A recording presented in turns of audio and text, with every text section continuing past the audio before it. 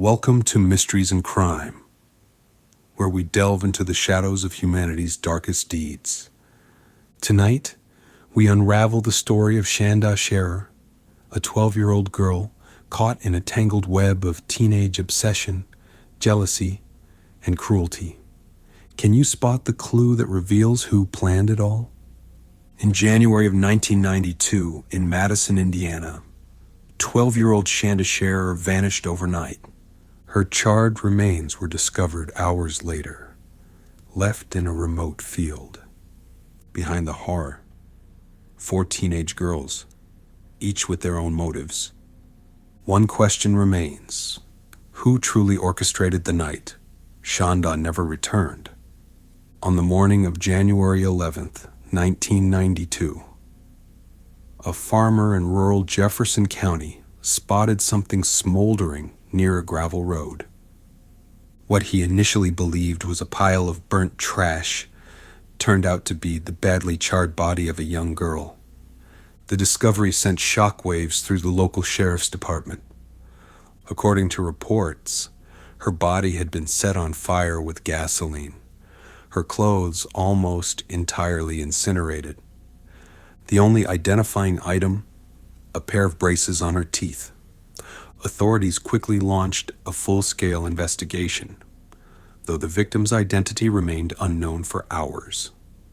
Meanwhile, in New Albany, Indiana, a mother named Jacqueline Vaught reported her 12-year-old daughter, Shanda Sharer, missing. Shanda had last been seen the night before, reportedly staying over at a friend's house. What began as a simple missing persons report rapidly escalated into a homicide inquiry. By nightfall, a disturbing confession would begin to unravel. 4 teenage girls, all under the age of 18, would soon be pulled into the spotlight. Each would share a role in one of the most brutal crimes Indiana had ever witnessed. But even in confession, the deeper motive remained chillingly unclear. Shanda Renee Sharer was born on June 6, 1979. A bright and spirited girl, raised in the small town of New Albany, Indiana. She was only 12 years old at the time of her death, a 7th grader at Hazelwood Middle School. Shanda had recently transferred schools after her parents divorced. According to her mother, Jackie Vaught, the move was difficult, but Shanda was slowly adjusting, making new friends, forming new bonds, exploring who she was becoming. She had a love of cheerleading, boys, and dressing up, a typical preteen navigating early adolescence. But those closest to her also noticed something else. Shanda had become involved in a friendship with another girl named Amanda Heverin.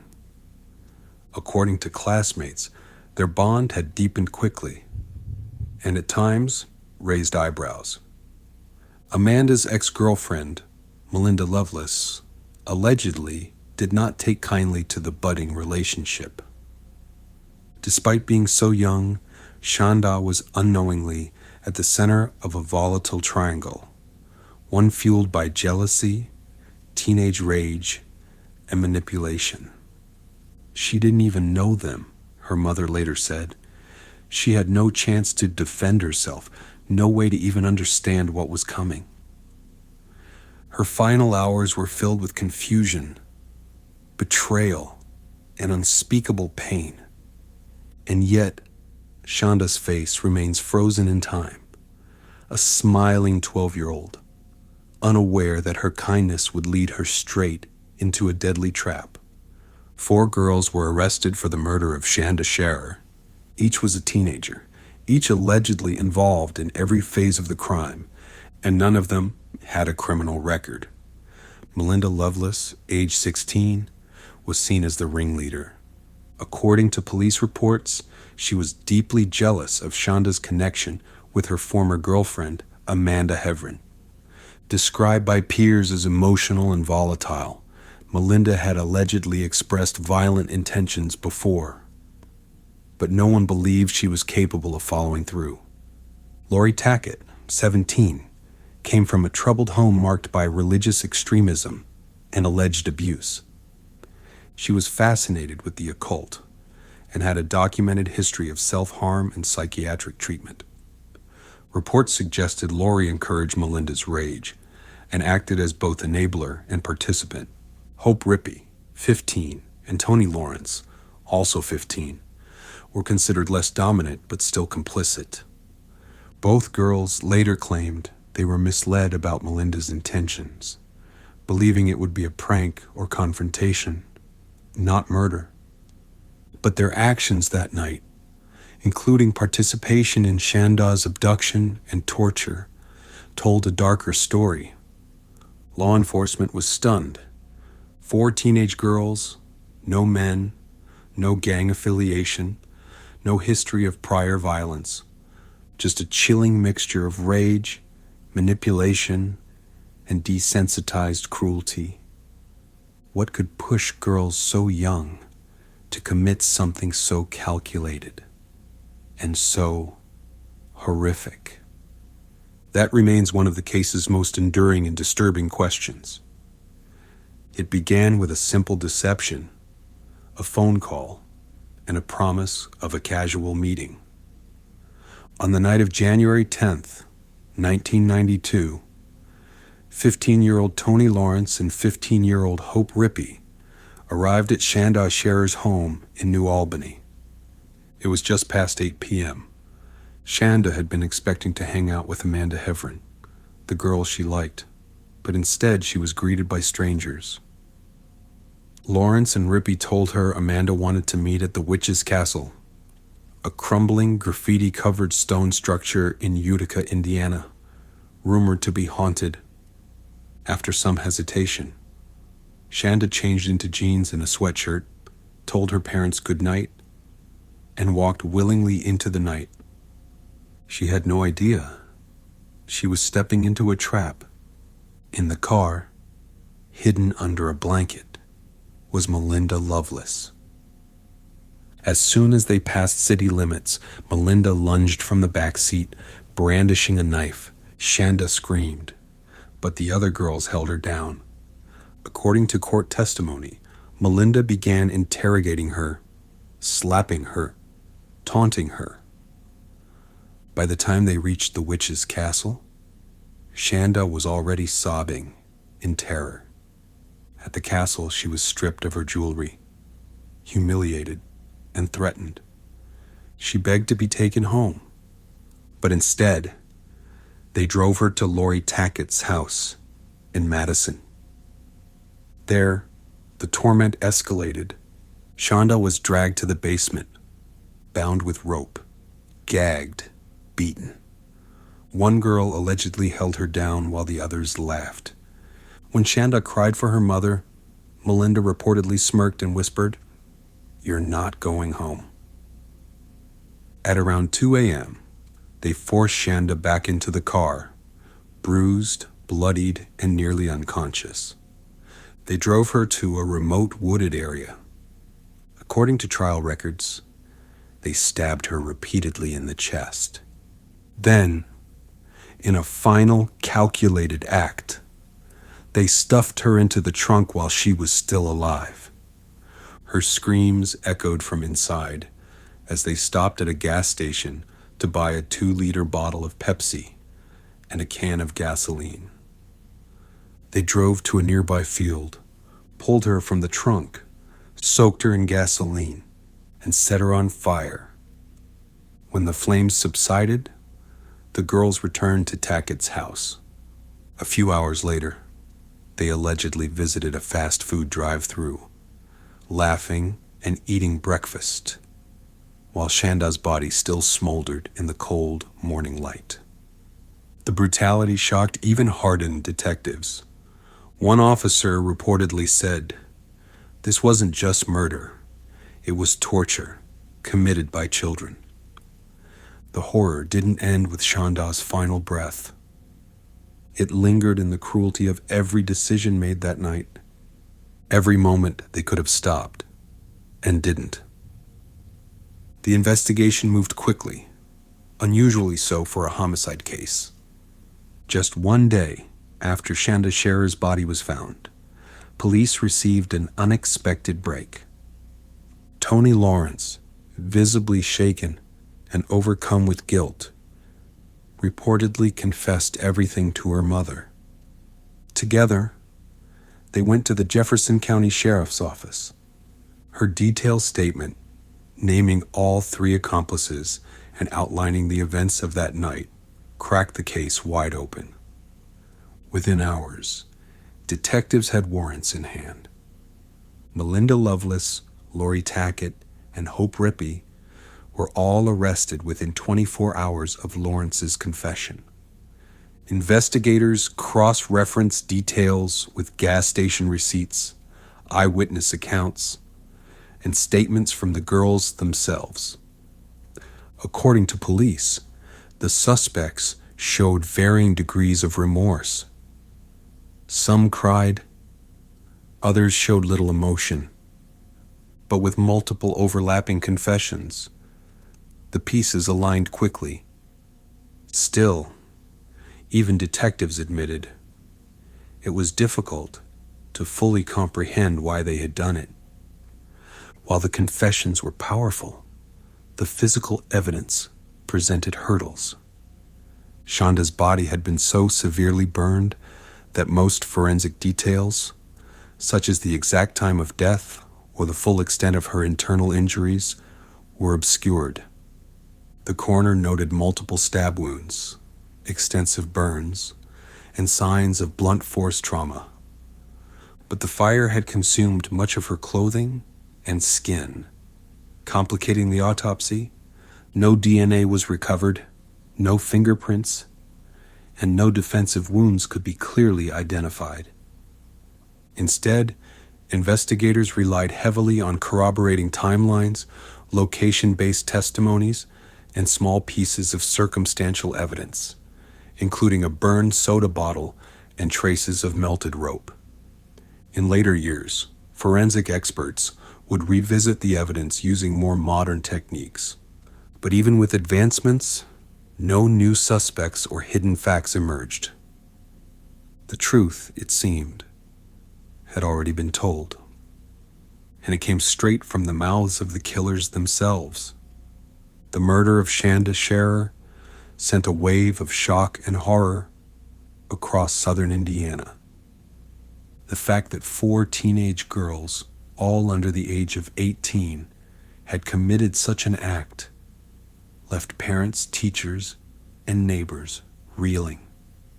Schools held emergency meetings. Parents clutched their children tighter and warned them about trust, even among friends. The town of New Albany descended into fear and confusion. Rumors swirled, and many questioned how no one had seen the warning signs. One local pastor remarked, "It's as if a piece of our innocence was ripped away that night." And perhaps it was. The national media seized the story almost immediately.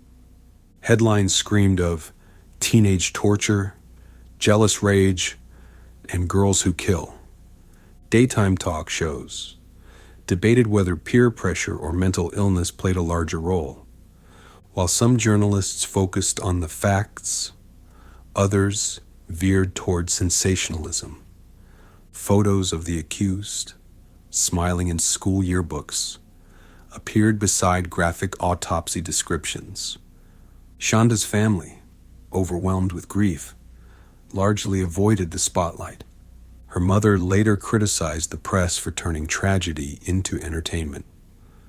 But the case, with its shocking details and rare all-female suspect list, became a lasting staple of true crime media for decades to come. Though all 4 girls confessed to varying degrees of involvement, questions still lingered about leadership, manipulation, and intent. Was Melinda Loveless truly the mastermind? Many believed so. According to court documents, Melinda had expressed hatred toward Shanda weeks before the murder, allegedly writing threatening notes and voicing dark fantasies. Some classmates claimed she had even joked about harming Shanda, but no one reported it. Others believed Lori Tackett played a larger role than she admitted. Her obsession with the occult and her influence over Melinda reportedly intensified the situation. One investigator later commented, "If Melinda was the fire, Lori poured the gasoline." Tony Lawrence and Hope Rippey claimed they were frightened, manipulated, unsure how far things would go. But the court and the public had difficulty reconciling that with their documented participation. The motive, it seemed, was a toxic blend of jealousy, peer pressure, and adolescent rage taken to deadly extremes. To avoid the death penalty, all 4 girls accepted plea deals in 1993. Melinda Loveless and Lori Tackett were both sentenced to 60 years in prison. Hope Rippey received 60 years as well, later reduced to 35. Tony Lawrence, who cooperated early, was sentenced to 20 years. The courtroom testimony shocked even seasoned legal experts. Descriptions of Shanda's suffering, the laughter from the perpetrators, the absence of mercy, painted a chilling portrait. Despite their young ages, the judge emphasized accountability. This was a crime, he said, of unrelenting cruelty. In later years, some of the girls would be released on parole. Tony Lawrence was released in 2000, Hope Rippey in 2006, and Melinda Loveless in 2019. Lori Tackett, the last of the 4, walked free in January 2018. To this day, debate continues over whether justice was truly served, or if any punishment could ever match the pain inflicted. Even with confessions, sentences, and decades past, the Shanda Sharer case continues to haunt. Why didn't anyone intervene sooner? Were there more warning signs that adults or peers ignored?